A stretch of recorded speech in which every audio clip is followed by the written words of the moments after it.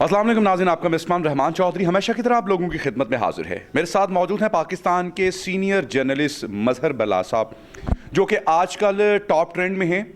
اور صحافی کی زبان اور قلم ہمیشہ حق سچ کی آواز کے ساتھ بولتا ہے، اٹھتا ہے، نہ ڈرتا ہے نہ جھکتا ہے۔ آئیے ہم جانتے ہیں کہ اس وقت جو کہ مظہر برلا صاحب کو ٹویٹر کے اوپر یا سوشل میڈیا کے ڈیفرنٹ پلیٹ فارم کے اوپر تنقید کا نشانہ بنایا جا رہا ہے، اس کی وجوہات کیا ہیں؟ یہ جو ویڈیو آپ کی وائرل ہے، یہ پروگرام کیا تھا؟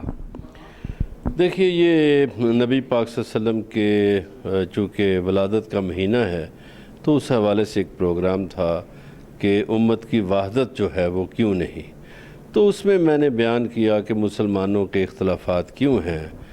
اور مسلمانوں میں نفرتیں کون بانٹ رہا ہے۔ تو یقیناً اس میں مسلمانوں کے آپس کے اختلافات ہیں۔ تو پھر میں نے ایک حدیث بیان کی کہ دیکھیے، مال جو ہے وہ فتنہ ہے۔ نبی پاک صلی اللہ علیہ وسلم کا فرمان ہے کہ ہر امت کے لیے ایک فتنہ ہے اور میری امت کے لیے مال فتنہ ہے۔ تو میں نے ان سے گزارش کی کہ آپ مال سے ہٹ جائیے اور دین کی خدمت کریں۔ جب ہمارا اللہ ایک ہے، قرآن ایک ہے، رسول ایک ہے، تو ہمیں ایک ہو جانا چاہیے۔ تو اس میں ماضی سے بھی میں نے ایک مثال دی کہ غزوہ احد میں نبی پاک صلی اللہ علیہ وسلم کی بات نہ مان کر ایک نقصان ہوا۔ تو یہ تاریخی حقیقت تو ہے، لیکن اس کو پھر ہمارے جو مذہبی رہنما ہیں انہوں نے کہا جی یہ گستاخی ہو گئی ہے۔ تو میں نے کہا اچھا چلیں، ان کا اگر دل دکھا ہے تو میں نے پھر ایک معذرت پہ مبنی رجوع کر کے ایک ویڈیو جو ہے وہ پیغام جاری کیا۔ تو اس کے بعد میرا خیال ہے یہ کام ختم ہو جانا چاہیے تھا۔ اور پھر میں جمعیت اہل حدیث کے ممتاز رہنما علامہ ابتسام علی ظہیر کے پاس گیا، ان کے ساتھ بیٹھ کے مشترکہ ایک ویڈیو تیار کی اور اس میں جو کوئی بھی شک و شبہ تھا وہ دور ہو گیا۔ تو اس کے بعد تو میرا خیال ہے یہ ٹرینڈ نہیں چلنا چاہیے تھا، مگر جن لوگوں نے بھی چلایا ہے ٹرینڈ، میں تو ان کے لیے دعا کرتا ہوں کہ اللہ تعالیٰ انہیں سلامت رکھے، انہیں ہدایت دے، اور اگر کوئی غلط بات کبھی نکل بھی جاتی ہے کسی سے یا کم علمی کی بنیاد پر پوری بات ادا نہیں ہو پاتی، تو اس کو اگر کوئی معذرت کر لیتا ہے تو نظر انداز کر دینا چاہیے۔ میں یہاں ایک واقعہ بیان کرتا ہوں کہ ایک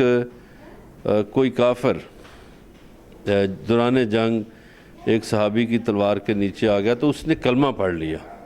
تو کلمہ پڑھنے کے باوجود صحابی نے ان کی گردن اتار دی کافر کی۔ تو وہ نبی پاک صلی اللہ علیہ وسلم بڑے رنجیدہ ہوئے اس ایشو پہ۔ تو جب انہوں نے کہا جی اس نے ڈر کے مارے کلمہ پڑھا تھا،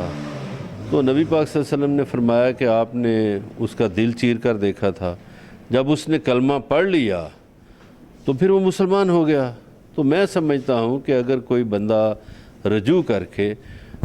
معذرت کر لیتا ہے تو ختم ہو جانا چاہیے۔ ایک بات اور میں رحمان صاحب کرتا چلوں، میں یہ تصور بھی نہیں کر سکتا، سوچ بھی نہیں سکتا کہ میں خود عاشق رسول ہوں، نبی پاک کے گھرانے سے بھی عشق کرتا ہوں، صحابہ سے بھی محبت کرتا ہوں، عشق کرتا ہوں، احترام کرتا ہوں۔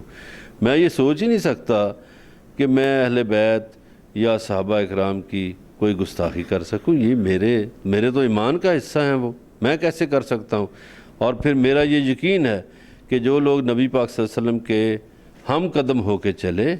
ان کی تو شان ہی بہت ہے، ان کی شان ہی بیان سے باہر ہے۔ سر یہ بھی بتائیے گا کہ اس وقت ٹویٹر کے اوپر مختلف سوالات میں سے یہ بھی ایک سوال ہے کہ وہ یہ کہہ رہے ہیں کہ آپ سے پروگرام میں یہ باتیں خاص ایجنڈے کے تحت کسی پارٹی نے کروائی ہیں، اس کے بارے میں بھی موقف دے دیں۔ دیکھیے، کسی پارٹی نے نہیں کروائی، اس لیے میں یہ کہوں گا، اور میرے موقف اس تقریر میں موجود ہے، اس لیے نہیں کروائی کہ وہ پروگرام اہل تشیع کے ایک مدرسے میں ہوا، اور میں نے وہاں یہ کہا کہ آپ لوگوں نے تلاوت کے ریٹ رکھے ہوئے ہیں، نعت کے ریٹ رکھے ہوئے ہیں، مجالس کے ریٹ رکھے ہوئے ہیں، نوحہ خوانی کے ریٹ رکھے ہوئے ہیں، اور حدیث سنانے کے بھی ریٹ رکھے ہوئے ہیں۔ اگر میں کسی کے ایجنڈے پر ہوتا، میں نے تو سب کی مذمت کی، اور میں نے کہا کہ آپ لوگ جو اللہ کا ذکر بیچتے ہو یا رسول کا ذکر بیچتے ہو یا حسین کا ذکر بیچتے ہو، تو آپ نبی پاک صلی اللہ علیہ وسلم کو کیا چہرہ اپنا دکھائیں گے؟ اس اچھا حضور والا یہ بتائیے کہ اس چیز کا فیصلہ کس نے کرنا ہے کہ وہ اپنی چیزیں بیچ رہے ہیں کہ واقعی دل جوئی کے ساتھ وہ کر رہے ہیں؟ دیکھیے جو دل جوئی کے ساتھ کرتے ہیں، آپ مارکیٹ جاتے ہیں تو اگر کسی نے دل جوئی سے کوئی کام کرنا ہو تو وہ کہتا ہے جی یہ رحمان صاحب پھول ہیں یہ لے لیں، تو یہ تو ہوگی دل جوئی، اور کہے گا جی مجھے اس کا ثواب ملے گا۔ اگر وہ یہ کہے کہ یہ پھول میں 10 لاکھ میں دوں گا، اس سے کم پہ تو میں نہیں دیتا، تو یہ تو دل جوئی نہ ہوئی۔ اگر ایک عام مسلمان نعت کی محفل کروانا چاہتا ہے تو اس کے پاس اتنے پیسے نہیں ہیں، ٹھیک ہے وہ لوگوں کو کھانا کھلا دے گا، تو اسے نعت خان کہیں کہ میں 10 لاکھ لوں گا اور نعت پڑھوں گا، دوسرا کہتا ہے میں 5 لاکھ لوں گا اور نعت پڑھوں گا، تو یہ میرا خیال ہے دل جوئی نہیں ہے۔ اسی طرح پچھلے دنوں ایک نوحہ خان کا آڈیو میسج چلا کہ وہ نوحہ کا 5 لاکھ لیتا ہے، یا کوئی مجلس کا لیتا ہے 10 لاکھ یا 20 لاکھ، تو یہ ریٹ طے کرنا تو نہیں ہے مذہب میں، یہ تو ثواب ہے ان کا ذکر کرنا، تو اس میں ریٹ طے کرنا میرا خیال ہے مناسب بات نہیں ہے۔ تو سر وہ جو صحابہ کرام رضی اللہ تعالیٰ عنہ کی طرف سے جو بھی باتیں کی جا رہی ہیں کہ گستاخی کی گئی ہے، اگر ایسا عمل ہو بھی گیا ہے تو آپ اس سارے عمل کے اوپر معافی عوام کے سامنے اس کو دیکھیے میں نے وہ معذرت خانہ ایک ویڈیو ریکارڈ کرتی تھی جو اپنے چینل پہ بھی میں نے چلائی، یوٹیوب چینل پہ، اس کے بعد میں نے علامہ ابتسام علی ظہیر کے ساتھ بھی کی اور وہ بھی چل چکی ہے، تو اب میرا خیال ہے یہ ایشو ختم ہو جانا چاہیے۔